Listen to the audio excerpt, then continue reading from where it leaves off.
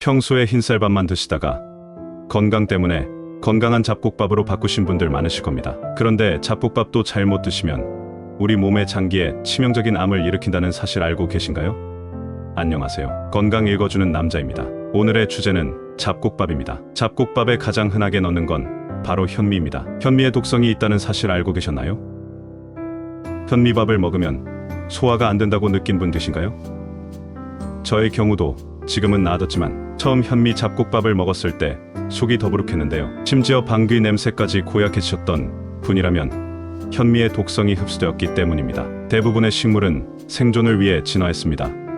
곡물의 경우 껍질에 독성 물질을 넣어 살아남았죠. 껍질의 독성 물질이 잡아먹히지 않았던 방어막이었습니다. 현미를 포함한 거의 모든 잡곡에는 렉틴이라는 단백질 독성 물질이 있습니다. 렉틴은 동물과 식물에서 모두 발견되는 단백질 복합체입니다. 이 렉틴이 인체로 들어오면 염증을 유발하고 비만부터 암까지 모든 질병을 일으킵니다. 렉틴이 독성 성분으로 인체의 장내에서 염증 반응을 일으키는 것은 사실입니다. 다만 장이 건강한 사람이라면 렉틴이 들어있는 음식을 먹어도 위장에서 어느 정도 분해가 됩니다. 렉틴은 물과 함께 찌면 농도가 떨어집니다. 몸이 안 좋거나 장이 예민하다면 독이 되지만 건강한 사람이라면 약이 될 수도 있습니다. 렉틴이 잡곡밥의 독성 물질이라면 보관법에 따라 독성 물질이 생기기도 합니다. 오래되거나 습한 환경에서 보관한 곡물은 겉에 곰팡이가 생겨 우리 몸에 치명적인 독이 됩니다.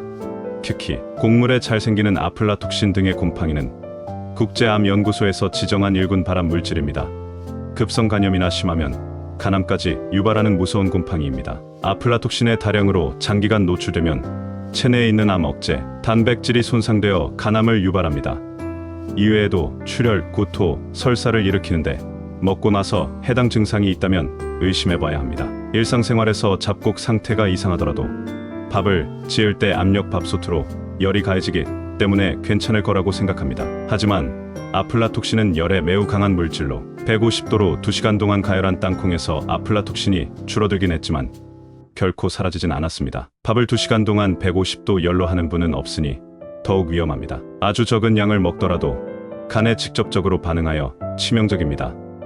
잡곡뿐 아니라 오래된 견과류나 곡물을 드실 때 냄새나 색깔이 이상하다면 절대로 먹지 말고 버리세요. 그렇다면 잡곡밥을 먹지 말아야 할까요? 드셔도 됩니다. 단 지금부터 알려드리는 방법을 지켜주세요. 도정 날짜를 반드시 확인하셔야 합니다. 가끔 잡곡을 샀는데 이상한 냄새가 난 경험 없으신가요? 흰쌀과 달리 도정을 거치지 않은 현미에는 불포와 지방산이 있습니다. 이 불포와 지방산은 공기 중에 노출되면 굉장히 쉽게 산화되고 산패됩니다. 산패된 기름은 독성을 띱니다.